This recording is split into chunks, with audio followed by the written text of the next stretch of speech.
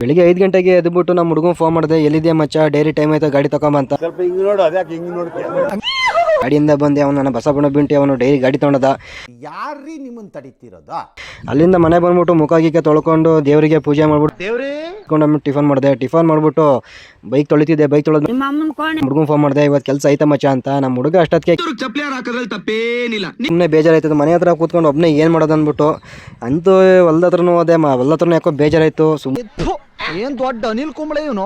ಕೊಡನೂರು ತೂಗ್ಸೇತ್ ಮೇಲೆ ಬಂದೆ. ಯಾರು ಎಷ್ಟು ಜನ ನೀವು ಕೊಡನೂರು ತೂಗ್ಸೇತ್ ಮೇಲೆ ನೀವು ಬಂದಿದ್ದೀರಾ, ಎಷ್ಟು ಜನ ಪಾರ್ಟಿ ಮಾಡಿದಾರೆ, ಎಷ್ಟು ಜನ ಇಲ್ಲಿ ಲವರ್ ಮೀಟ್ ಮಾಡಿದಾರೋ ಒಂದು ಗೊತ್ತಿಲ್ಲ. ಗಂಡಾಗ್ಲಿ ಅಂತ ಪ್ರಯತ್ನ ಪಟ್ಟು ಗಂಡಸ್ತರ ಹುಟ್ಟಿದ್ಯಾ ಅಷ್ಟೇ, ಟೇಸ್ಟ್ ಮಾಡಿಸ್ಕೋ ನಿಜವಾಗ್ಲೂ. ಮತ್ತು ಕೊಡನೂರು ತೂಗ್ಸೇತ್ ಮತ್ತೆ ಫುಲ್ ಫೇಮಸ್ ಆಗಿದೆ. ಕಾಲೇಜ್ ಹುಡುಗರಿಗೆಲ್ಲ ಫೇಮಸ್ ಆಗಿದೆ. ಎಷ್ಟು ಜನ ಇಲ್ಲಿ ಬಂದು ಹೋಗಿದ್ದಾರೋ, ಏನೇ ಒಂದು ಬರ್ಡೇ ಅಲ್ಲಿ ಏನೇ ಒಂದು ಪಾರ್ಟಿ ಆದ್ರೂ ಇಲ್ಲಿ ಬಂದು ಇಲ್ಲಿ ಟೈಮ್ ಪಾಸ್ ಮಾಡ್ಕೊಂಡು ಪಾರ್ಟಿ ಮಾಡ್ಕೊಂಡು ಹೋಗ್ತಾರೆ. ಯಾರ್ಯಾರು ಇಲ್ಲಿಗೆ ಕೊಡನೂರು ತೂಗ್ಸೇತ್ ಮೇಲೆ ಬಂದಿದ್ದೀರಾ, ಅವ್ರಿಗೆ ಎಷ್ಟು ಜನ ಫ್ರೆಂಡ್ಸ್ ಬಂದಿದ್ದಾರೆ, ಅವ್ರ ಗರ್ಲ್ ಫ್ರೆಂಡ್ ಜೊತೆ ಬಾಯ್ ಫ್ರೆಂಡ್ ಎಷ್ಟು ಜನ ಬಂದಿದ್ದಾರೆ, ಅವ್ರಿಗೆ ಟ್ಯಾಗ್ ಮಾಡಿ ಮತ್ತು ಕಮೆಂಟ್ ಮಾಡಿ, ಶೇರ್ ಮಾಡಿ.